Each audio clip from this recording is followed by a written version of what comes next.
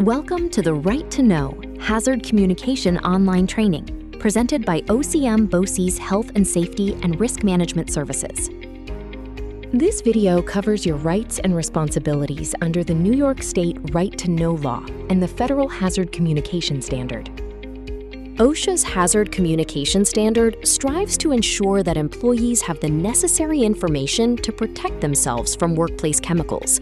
This involves full disclosure of chemical hazards and properties from manufacturers. Employers, for their part, are responsible for communicating a contact person, developing a written plan, providing access to safety data sheets, and offering annual training. Employees are responsible for knowing what chemical products are used, knowing where to find more information, and conducting their work safely. Information sources include labels, safety data sheets, your supervisor, the written plan, training, and websites like MSDS Online or the company or manufacturer's site. Potential hazards are categorized as physical, which can cause bodily harm or property damage, such as flammable, reactive, or corrosive products. Health hazards range from mild symptoms like rashes and nausea to severe issues like respiratory distress and burns. These can be acute or chronic exposures.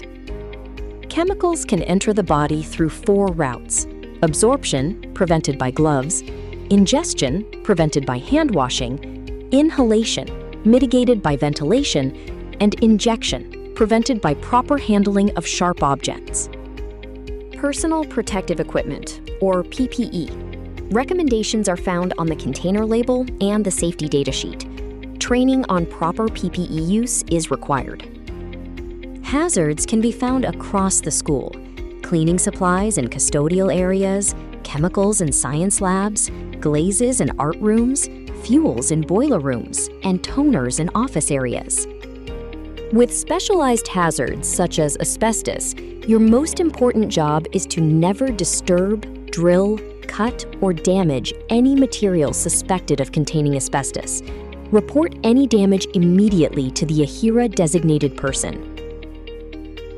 Labels will use 2 signal words: danger for severe hazards and warning for less severe hazards. The word caution has been eliminated. GHS stands for Globally Harmonized System of Classification and Labeling of Chemicals. It provides more consistent information while also improving our global competitiveness. Implemented in 2015, the GHS system standardizes hazard labeling using pictograms to convey specific hazard classes, such as health hazards, flammability, and acute toxicity. Safety data sheets. These are supplied by the manufacturer and must be accessible to all staff. They include descriptions of hazards, emergency information, contact numbers, and PPE needs. Safety data sheets contain sections covering information ranging from identification and hazards to handling, storage, and toxicological information. Sections 12 through 15 are not under OSHA jurisdiction. In an emergency, follow the first aid procedures on the label and the SDS. This may include rinsing eyes, washing skin, calling the nurse or 911, following ingestion guidelines, or getting the victim fresh air. For spill emergencies, know who to contact for cleanup. Follow disposal guidelines and isolate or evacuate the area as appropriate for the spill size and substance. Schools may be required to follow the Green Cleaning Standard, which mandates the use of less toxic chemicals. Environmentally sensitive products are preferred when possible. To summarize, you should be familiar with the products in your area and consult labels and SDSs. Choose the safest product available for the job. Avoid bringing products from home, and don't hesitate to ask questions. For emergencies, contact your supervisor, the school nurse, and call 911. The Poison Control Center can be reached at 1-800-222-1222. If you have questions, contact the OCM BOCES Safety Officer at 315-431-8591 or email healthandsafety@ocmboces.org. You can also reach out to your district Right to Know officer. Welcome to the Bloodborne Pathogens training, presented by OCM BOCES. Today we'll cover what bloodborne pathogens are, how they are transmitted, and most importantly, how to protect yourself and others from exposure. We'll also learn about cleaning up spills and how to report an exposure. So, what exactly are bloodborne pathogens? Simply put, they are disease-causing microorganisms present in human blood. The three most common and serious bloodborne pathogens are the hepatitis B virus, hepatitis C virus, and the human immunodeficiency virus, or HIV. The hepatitis B virus is a serious liver infection. It can be a short-term illness, or it can become a chronic, lifelong condition. Common symptoms include fatigue, fever, and nausea. A key takeaway for HBV is that there is a safe and effective vaccine available. If you have a potential for occupational exposure, your employer should make this vaccine available to you at no cost. Next is hepatitis C, another serious liver infection. A key difference from HBV is that there is no vaccine available for HCV. It's often called the silent epidemic because many people are infected for years without showing any symptoms, which is why prevention is so critical. And finally, we have HIV. It's the virus that can lead to AIDS. HIV works by destroying the body's immune system. While it is a serious illness, it's also very fragile and does not survive long outside the body. While the name focuses on blood, these pathogens can be found in a number of other bodily fluids. Besides human blood, they are also present in what we call other potentially infectious materials, or OPIMs. This includes things like semen, vaginal secretions, and any other body fluid that is visibly contaminated with blood. Just to be clear, bloodborne pathogens are not spread through casual contact. For an infection to occur, a few things have to happen. First, the pathogen must be present. Second, there must be a portal of entry into your bloodstream. This most often happens through a sharps injury like a needle stick. It can also happen when infected material gets into an open cut or splashes into your eyes, nose, or mouth. Your safety is the top priority, which is why every workplace with the risk of exposure must have an exposure control plan. This is a written document that outlines the procedures for preventing exposure, identifies which job classifications have a risk of exposure, and details what to do if an exposure incident occurs. The primary goal of the exposure determination is to identify who needs protection from bloodborne pathogens. The times that you are most at risk are when you would have to administer first aid or clean up other potentially infectious materials. The risk of contracting a bloodborne pathogen at school is very low, but not zero. School environments are not considered high-risk settings for transmission. One of the most important concepts in this training is universal precautions. This means you must treat all human blood and other potentially infectious materials as if they are known to be infectious for HIV, HBV, and other bloodborne pathogens. It's a simple rule. If it's wet and it's not yours, don't touch it without protection. Personal protective equipment, or PPE, is your last line of defense.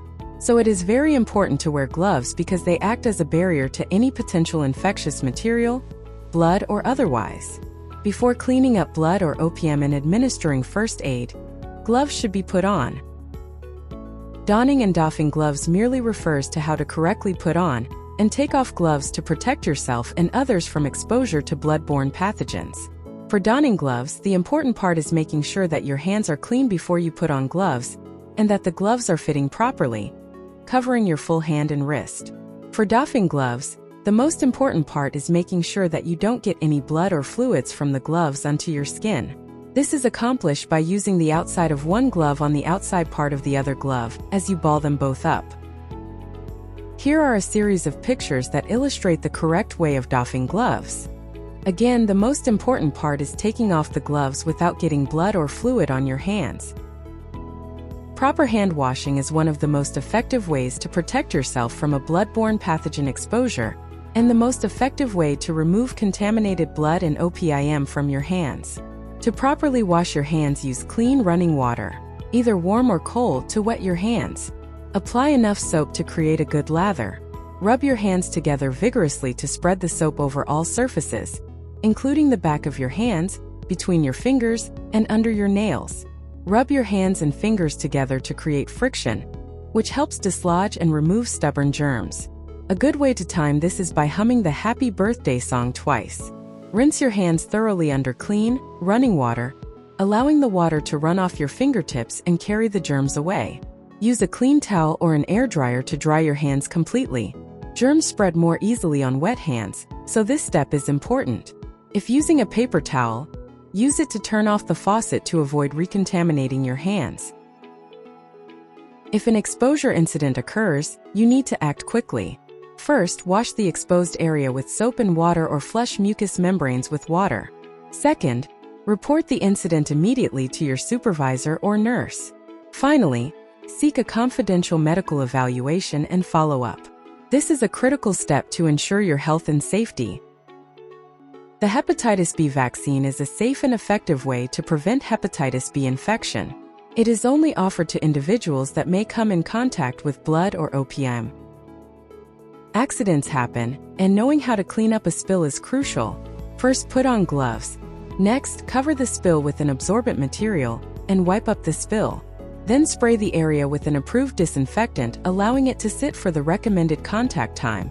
Wiping up the disinfectant only after the contact time is finished. Finally, dispose of all contaminated materials in a leak-proof bag. The first step is to contain and absorb the spill. Use absorbent materials to soak up as much of the visible blood or body fluid as possible.